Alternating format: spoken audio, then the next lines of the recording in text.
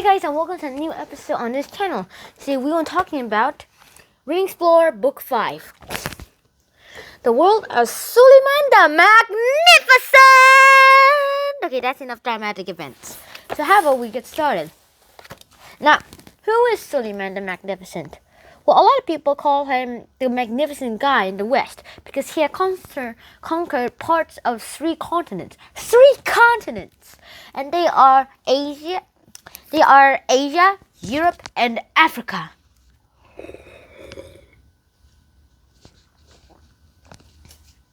That would be like if he had conquered all of that land, all of those continents, he would have got like this much part of the earth itself, if I'm not mistaken here. And where he conquered is right over here. Come on. Yeah. In this area over here. It's about like how much my hand covers this globe.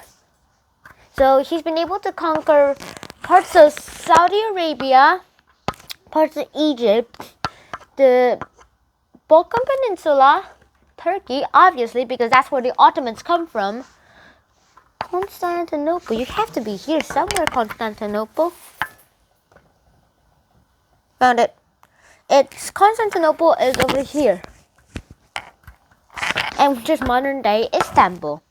And then that is almost most of it. Around those areas that my fist covers, after this water bottle covers, is how much land that the Ottomans have been able to conquer. Now think about the size of the globe itself.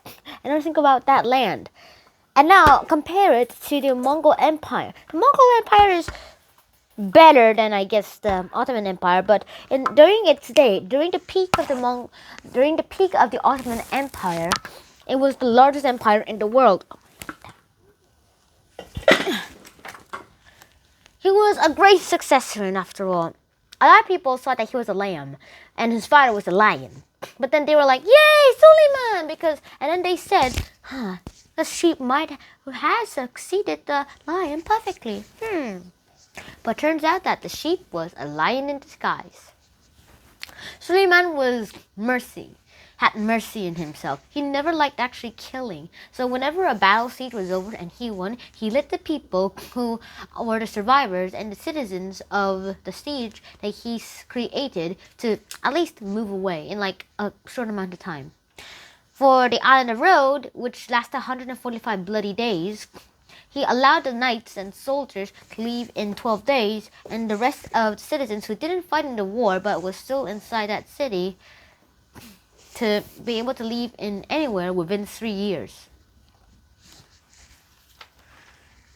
Eventually, Suleiman became pretty great conqueror of all time. And then what? Well, he had 3 sons. One was with his first wife, who died too soon, and his other 2 sons, the middle son and the youngest, were with his new wife, Roxolina. She was a Russian prisoner, but then he freed her into becoming his queen and his wife.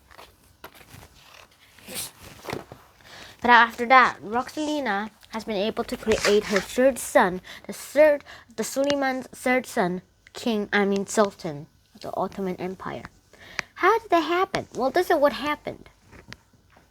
What happened was that in a battle, in a siege, after the siege was over, before the siege, there was no sultan greeting them and letting them free. Instead, the sultan died before even the siege was over.